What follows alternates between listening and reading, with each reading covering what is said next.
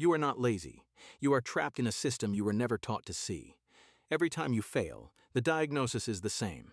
Try harder, be more disciplined, stop being lazy, and you believe it. Because it sounds logical. If you are not succeeding, you must not be working hard enough. That is the story. And you have been living inside it for years. But here is what nobody says out loud. You have already tried harder, multiple times. You made the plans, set the alarms, bought the journals, watched the videos, read the books, started over more times than you can count, and still, the same result. So either you are fundamentally broken, or the diagnosis was wrong from the beginning. The diagnosis was wrong.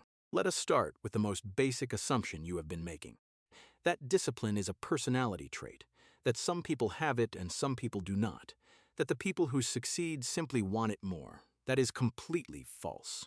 Willpower is not a character trait. It is a resource, like battery life, like fuel in a tank. It depletes every single day. Every decision you make costs something. Every act of resistance drains it. Every moment of self-control pulls from the same limited supply. By mid-afternoon, most people are running on almost nothing. That is when the scrolling starts. That is when the workout gets skipped. That is when the plan gets abandoned. They are not lazy, they are depleted. But nobody told them the battery had a limit. So when it runs out, they do not say, "I ran out of a finite resource." They say, "I am weak. I have no discipline. I always do this."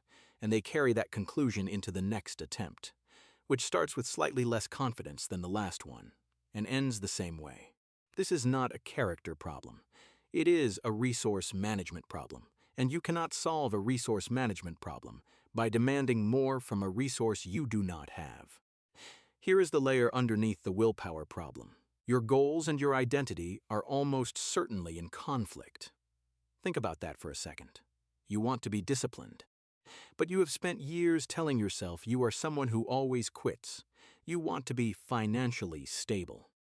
But somewhere underneath that want is a belief that money is not really for people like you. You want to change. But the story running in the background says you are the type of person who never does. Here is how the brain actually works. The brain is not a goal-achieving machine. It is an identity-protecting machine. Its primary function is to make your behavior consistent with who you believe you are. So when you try to act in a way that contradicts your self-image, your brain creates resistance. Not loudly, quietly, a pullback toward the familiar, a subtle undermining of progress, a convenient reason to stop just before the breakthrough. This is why things go well for 2 weeks and then collapse. Not because the plan stopped working, because the plan started threatening the identity. And the brain chose the identity every time. You do not change behavior by forcing yourself to act differently. You change behavior by changing who you believe you are. Behavior follows identity, always, but nobody teaches that. They just tell you to try harder, and you try harder. As the old identity, and you get the old result. Now let us talk about something almost every productivity framework ignores.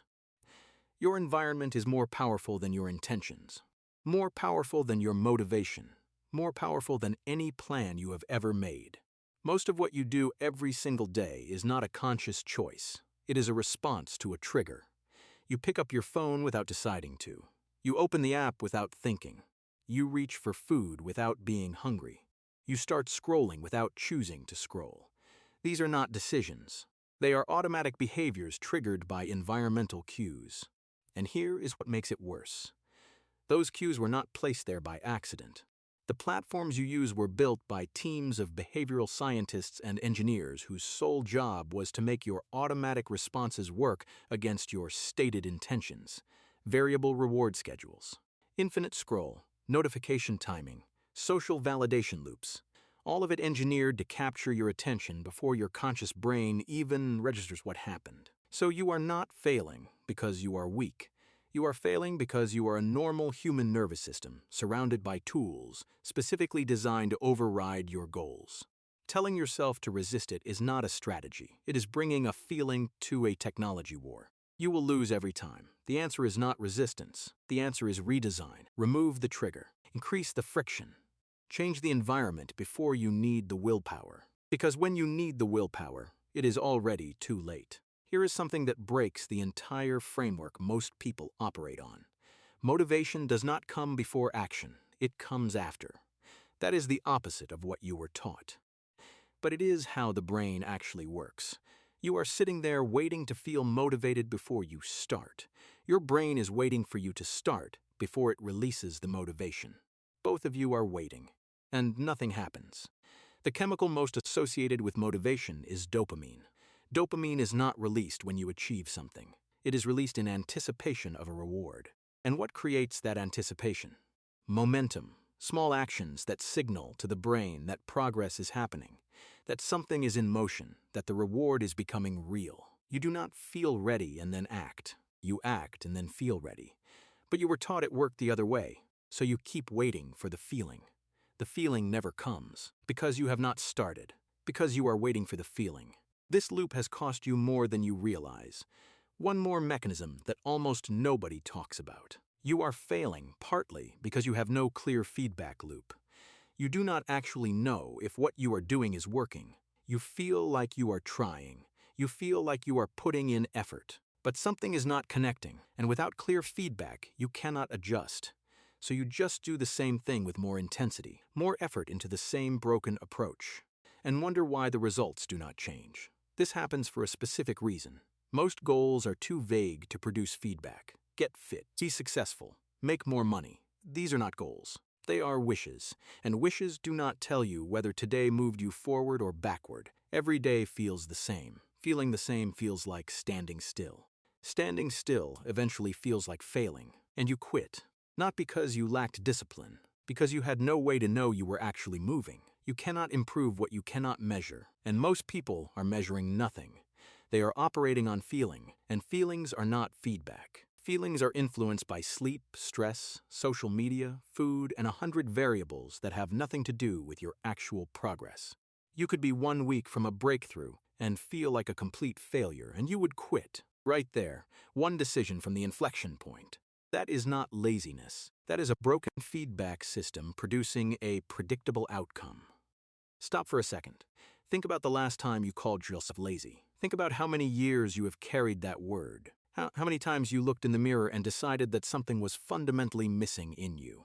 Some quality, some gene, some internal resource that other people had and you did not. Now look at everything you just heard. The willpower you were using was always finite and nobody told you. The identity running underneath your goals was quietly canceling them out. The environment you were living in was specifically engineered to defeat your intentions before you even noticed. The motivation you were waiting for was never going to come before you started. The feedback you needed to adjust and improve was never there.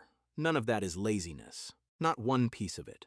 Every single one of those is a mechanism problem, a structural failure, a predictable outcome of using the wrong tools with the wrong understanding in the wrong conditions. And the entire time, you were told the problem was you, your character, your effort, your want. Think about what that has cost you. Not just in results, in how you see yourself. In the quiet shame of feeling like you are the only one who cannot figure this out.